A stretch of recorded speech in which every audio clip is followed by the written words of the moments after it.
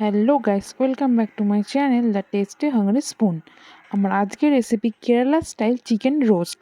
আশা করছি আমার আজকের এই চিকেনের রেসিপি ভিডিওটি আপনাদের ভালো লাগবে। যদি ভালো লাগে অবশ্যই রেসিপিটিকে লাইক শেয়ার করতে ভুলবেন না, এবং আমার চ্যানেল তো যে আপডেটের জন্য চ্যানেলটিকে অবশ্যই সাবস্ক্রাইব করে রাখবেন।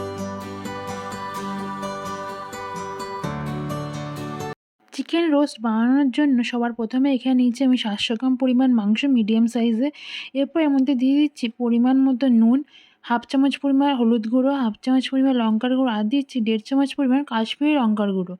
এরপর সব মশলাগুলিকে দিয়ে মাংসটিকে ভালো করে মাখিয়ে এটা 30 মিনিটের জন্য রেখে দিতে হবে ঢাকনা দিয়ে।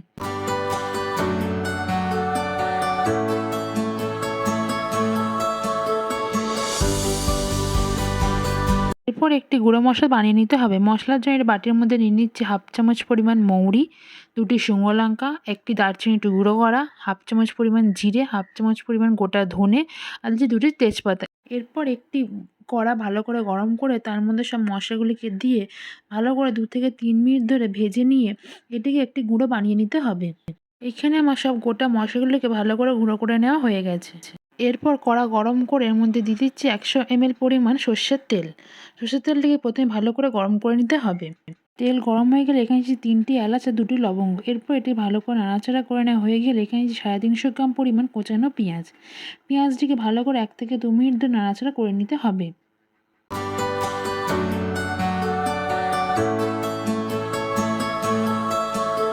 এরপর এখানে দিয়ে দিচ্ছি আমি পরিমাণ মতো কারি পাতা। কারি পাতা দিয়ে এটি ভালো করে নাড়াচাড়া করে 3 থেকে 4 মিনিট রেখে মিডিয়াম ফ্লেমে পেঁয়াজটি ভাজা হওয়া পর্যন্ত রেখে দিতে হবে।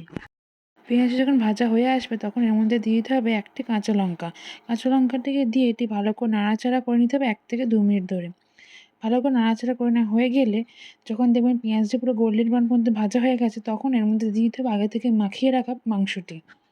মাংসটিকে দিয়ে এটিকে 5 মিনিট ধরে নাড়াচাড়া করে নিতে হবে মিডিয়াম ফ্লেমে। এরপর নাড়াচাড়া করে নেওয়া হয়ে গেলে এটিকে ঢাকনা দিয়ে 10 মিনিট রেখে দিতে হবে সেদ্ধ হওয়ার জন্য। 10 মিনিট পর ঢাকনা খুলে এটি ভালো করে একটু নাড়াচাড়া করে এর মধ্যে দিয়ে দিচ্ছি 1.5 চামচ পরিমাণ আদা রসুন বাটা। আদা রসুন বাটাটাকে দিয়ে এটিকে 2 থেকে 3 মিনিট ধরে মিডিয়াম ফ্লেমে ভেজে নিতে হবে যাতে আদা রসুনের গন্ধটি না ছাড়ে। ভালো করে ভেজে নেওয়া হয়ে গেলে এটিকে আবারও ঢাকনা দিয়ে 10 মিনিট রেখে দিতে হবে সেদ্ধ হওয়ার জন্য।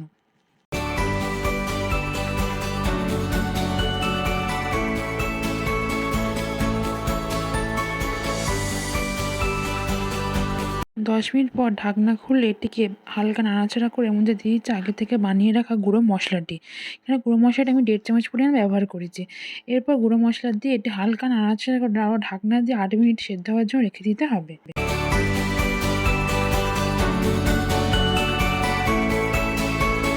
8 মিনিট পর ঢাকনা খুলে দেখতে পাবেন এখানে মাংসটি প্রায় সেদ্ধ হয়ে গেছে। এর জন্য সবার শেষে আমি দিয়ে দিচ্ছি এখানে পরিমাণ মতো কারি পাতা আর দিচ্ছি পরিমাণ মতো কোচানো ধনেপাতা। এরপর এটিকে হালকা নাড়াচাড়া করে একদম লো ফ্লেমে এটি 2 থেকে 3 মিনিট রেখে দিতে হবে।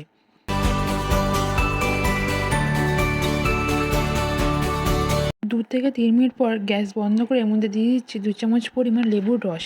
লেবুর রস দিয়ে এটি হালকা নাড়াচাড়া করে 5 মিনিট যেন ঢাকনা দিয়ে রেখে দিতে হবে। 5 মিনিট পর ঢাকনা খুলে দেখতে পাবেন আমাদের আজকের recipe Kerala style chicken roast ready হয়ে গেছে। এরপর এটিকে একটি প্লেটের মধ্যে পরিবেশন করে নেব। এরপর আমি একটি প্লেটের মধ্যে চিকেনটি পরিবেশন করে নিচ্ছি। আশা করছি আমার আজকের এই কেরালা স্টাইল চিকেন রোস্টের রেসিপির ভিডিওটি আপনাদের ভালো লেগেছে। যদি ভালো লাগে অবশ্যই রেসিপিটিকে লাইক শেয়ার করতে ভুলবেন না, এবং আমার চ্যানেলটিকে অবশ্যই সাবস্ক্রাইব করবেন।